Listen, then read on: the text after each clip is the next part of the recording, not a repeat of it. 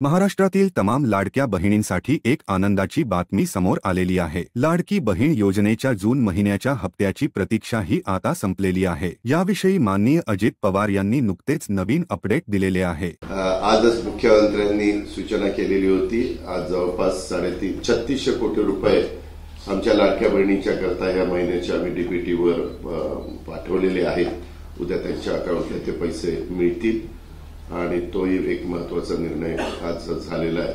दिलेल्या माहितीनुसार लाडकी बहीण योजनेअंतर्गत जून महिन्याचे पैसे देण्यासाठी राज्य सरकारने 3600 योजनेतील लाभार्थी महिलांच्या खात्यात सोमवार 30 जूनपासून 1500 रुपये हे जमा करण्यात येतील, अशी माहिती मुख्यमंत्री व उपमुख्यमंत्री अजित पवार यांनी दिली आहे। राज्य सरकारकडून दर महिन्याला 2,46,00,000 महिलांच्या खात्यात प्रत्येकी 1500 रुपये जमा करण्यात येतात।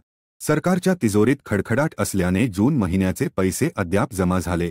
अखेर सोमवारपासून पावसाळी अधिवेशन होत असल्याने विरोधक सरकारला लक्ष्य करतील या भीतीने राज्य शासनाने लाडक्या बहिणींसाठी रविवारी 3600 कोटी रुपये महिला व बाल कल्याण खात्याकडे वर्ग केले आहे। आता सोमवारपासून महिलांच्या खात्यावर 1500 रुपये हे नक्की जमा होतील। लाडकी बहीण योजनेसंदर्भातील असेच नवनवीन अपडेट जाणून घ्यायचे असतील तर चॅनलवर नवीन असाल तर चॅनलला सबस्क्राइब करा, लाईक करा आणि शेअर करा। भेटूया अशाच पुढच्या महत्त्वाच्या अपडेटसह। धन्यवाद।